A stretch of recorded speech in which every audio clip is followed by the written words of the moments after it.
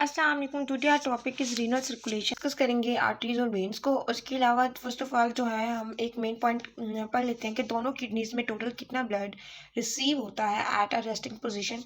तो यहाँ पर 1300 मिलीलीटर पर मिनट ब्लड जो है दोनों किडनीज में at a resting condition blood receive होता है। Then we will discuss about renal arteries and veins के कैसे ब्लड आता है और कैसे ब्लड जाता है। तो फर्स्ट ऑफ ऑल जो है ओरिजिनेशन हम डिस्कस करेंगे। तो हमें ये तो पता है कि रीनल सर्कुलेशन ऑब्वियस बात है, रीनल आर्टरीज तो रीनल वेन से स्टार्ट होगी। तो रीनल आर्टरीज आती कहाँ से है? तो रीनल आर्टरी मेनली जो है एब्डोमिनल एओर्टा से आती है। हमें पता है कि यहाँ पर लाइक ऐसे हमारे पास आयोटा होता है, ये हमारे पास आयोटा आयोटिक आर्च होता है, ये हमारे पास असेंडिंग आयोटा है, ये हमारे पास डिसेंडिंग आयोटा होता है। और देन उसके बाद यहाँ पर हमारे पास एब्डोमिनल आयोटा होता है, एब्डोमिनल आयोटा होता है। यहाँ पर हमारे पास दो टाइप की जो है यहाँ पर रीनल आर्टरीज गुजर होती है। हमारे पास राइट रीनल आर्टरी होती है और देन हमारे पास दो किडनीज होती है जिसमें ब्लड सप्लाई हो रहा होता है। तो उसकी जो फर्स्ट ओरिजिनेशन है we can see that renal arteries originate from abdominal aorta. देन हम डिस्कस करेंगे कि किडनीज में कैसे ब्लड सप्लाई होता है। ये हमारे पास किडनी है, हमारे पास एब्डोमिनल आयोटा से हमारे पास जो है रीनल आर्टरी आ गई। रीनल आर्टरी हमारे पास आ गई है तो उसके बाद हमारे पास यहाँ पर वी नो दैट के पायरामिड्स होते हैं। रीनल आर्टरी जब एंटर होती है लाइक हाइलस से एंटर होती है हमारे पास, और देन उसके बाद ये सब डिवाइड हो जाती है ऐसे।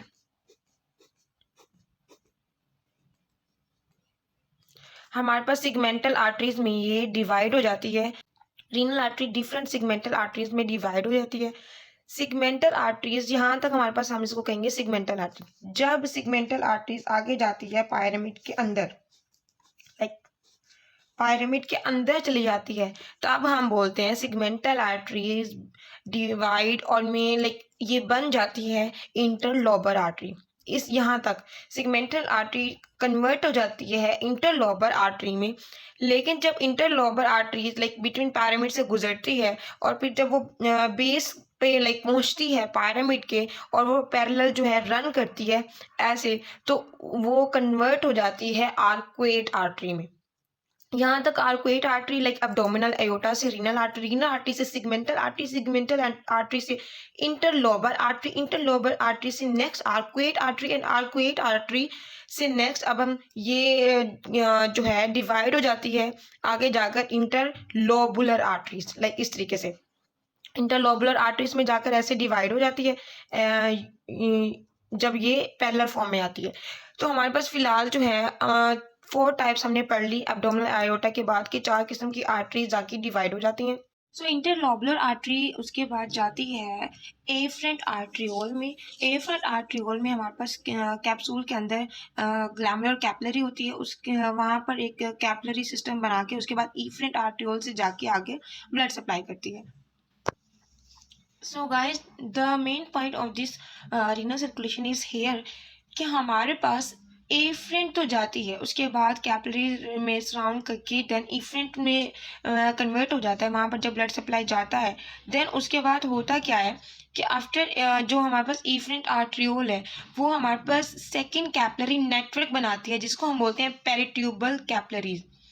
पेरिट्यूबल कैपिलरीज होती हैं जो कि हमारे पास tubular portion of the nephron को सप्लाई करती है। अब जो है हमारे पास ये क्वेश्चन आता है कि हमारे पास लाइक रीनल सर्कुलेशन में पोर्टल सिस्टम तो है, लेकिन जो पोर्टल सिस्टम बनाता है वो कौन से ऐसे 2 कैपिलरीज हैं, 2 सेट्स हैं जो कि ये पोर्टल सिस्टम बनाता है रीनल सर्कुलेशन में? तो हमारे पास इसका आंसर है ग्लैमुलर capillaries and peritubular capillaries.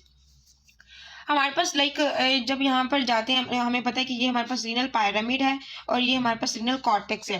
So guys हमारे पास नेफ्रॉन में जब रीनल सर्कुलेशन जब हम पढ़ते हैं तो हमारे पास इस तरीके से कुछ इस तरीके से है। हमारे पास होता है कि ऊपर हमारे पास कॉर्टिकल एरिया होता है और इनसाइड पायरामिड के अंदर हमारे पास डीप होता है।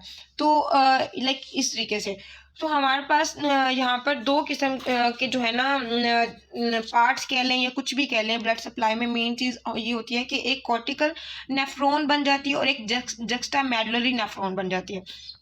इसमें ना हमें पता है लूप ऑफ हेनले ऐसे होता है। ये अगर हम ये चीज़ यहाँ पे देख लें, यहाँ पर तो हमारे पास ये बाउमन कैप्सूल है, यहाँ पर कन्वोलेटेड ट्यूब्यूल है और यहाँ पर लूप ऑफ हेनले इस तरीके से आता है।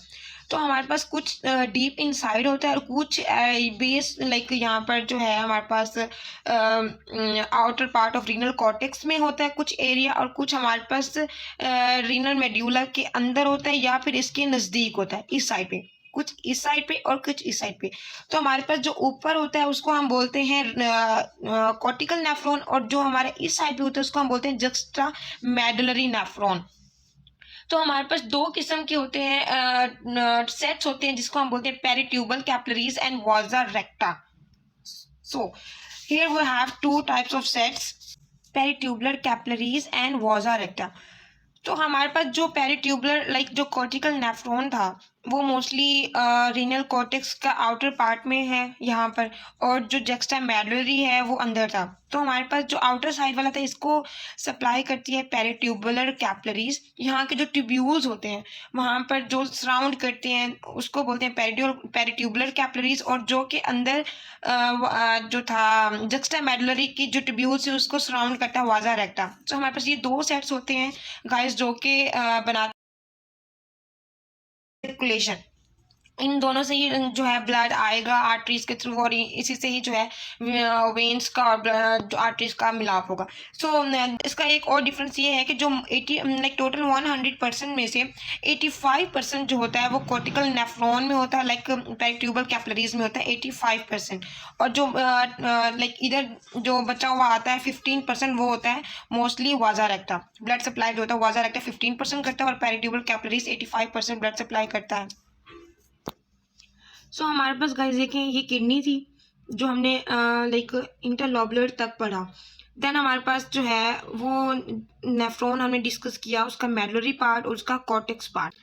रीनल पिरामिड में ये हमारा टोटल नेफ्रॉन है जो कि इस साइड्स में पड़ा होता है, कुछ पार्ट उसका कॉर्टेक्स में आता है, कुछ पार्ट उसका मेडुला में आता है। देन वो हैव ये देखें, जब उसका जो पेरिट्यूबुलर कैपिलरीज है उसका जो ऊपर कॉर्टिकल एरिया है उसको पेरिट्यूबुलर कैपिलरीज बोल रहे हैं, और ये हमारे पास ये है वाजा रेक्टा। सो हमारे पास ये डिफरेंस है, एक कॉर्टिकल एरिया को सप्लाई करता है और एक जो है पेनिट्रेट कर रहा होता है नीचे तक डीप उसको रीनल मेडुला में, उसको कहते हैं वाजा रेक्टा। तो हमारे पास ये दो किस्म के सेट्स होते हैं, वाजा रेक्टा एंड पेरिट्यूबुलर आर्टरी, जो कि पेरिट्यूबुलर कैपिलरीज, जो कि दोनों मिल सिस्टम जो है बनाते हैं दोनों मिलकर।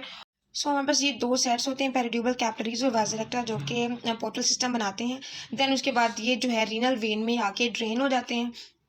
सो ये हमारे पास है वाजा रेक्टा एंड पेरिट्यूबुलर कैपिलरीज जो जाते हैं पेरिट्यूबुलर वेन न्यूल में, then interlobular vein and arcuate vein, interlobar vein, segmental vein, renal vein, जैसे आर्टरीज पड़ी थी वैसे ही। देन एंड हो जाता है इंफीरियर वेना कैवा में। सो हमारे पास अगर हम एक शॉर्ट स्टोरी बनाए, हमारे पास एब्डोमिनल एयोर्टा से रीनल आर्टरी से लेकर रीनल वेन जो कि इंफीरियर वेना केवा में जाके ड्रेन होती है, और उन दोनों का एक सेम पॉइंट है जो कि दो सेट्स मिलकर बनाते हैं जिसको हम पोर्टल सिस्टम कहते हैं, वाजा रेक्टा एंड पेरिट्यूबुलर कैपिलरीज। यहाँ से ब्लड आर्टरी से आता है और यहाँ से वेन से जाता है, और बाकी जो दरम्यान में सप्लाई है वो सेम है आर्टरी